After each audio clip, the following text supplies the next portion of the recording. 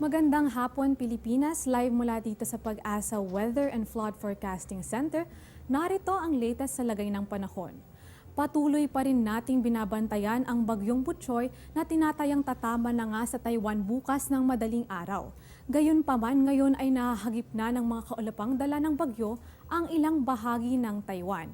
Kaya naman nakakadama na sila ng malalakas na hangin at pag-ulan. Bukas ng hapon ay tuluyan nang lalabas ng Taiwan at Philippine Area of Responsibility ang bagyo na siya namang tutungo na nga dito sa may bandang China. Dahil naman sa pinaigting na habagat, magiging maulan sa ating bansa hanggang sa weekend. Ano nga ba ang mga maaapektuhang lugar? Alamin natin yan matapos lamang ang isang paalala.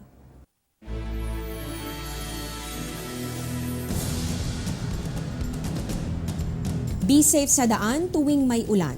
Suriin ang mga ilaw, wiper at brake ng sasakyan bago magmaneho. Maglagay ng toolkit at go bag sa sasakyan. Kapag malakas ang ulan, bagalan ng takbo at iwasang bumuntot sa ibang mga sasakyan. Huwag dumaan sa mataas na baha. Sa oras ng zero visibility, buksan ang fog lights. Makinig ng balita sa radyo para malaman ang lagay ng panahon at trapiko. Kaalaman at kahandaan, susi sa kaligtasan. Ngayon hanggang bukas ay makakaranas ng mga malalakas na pag-ulan ang Western Panay, Western Occidental Mindoro, Lubang Islands at ilang bahagi ng Calamian Group of Islands kasama na ang Cuyo at Amanpulo.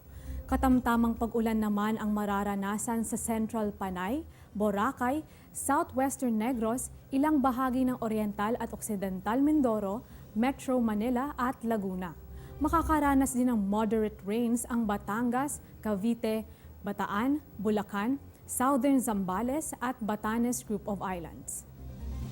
Dahil sa madalas na pag-uulan, hindi pa rin inaalis ng Pag-asa ang posibilidad ng pagbaha at pagguho ng lupa dito sa may Mindoro, Bataan, Zambales at Benguet.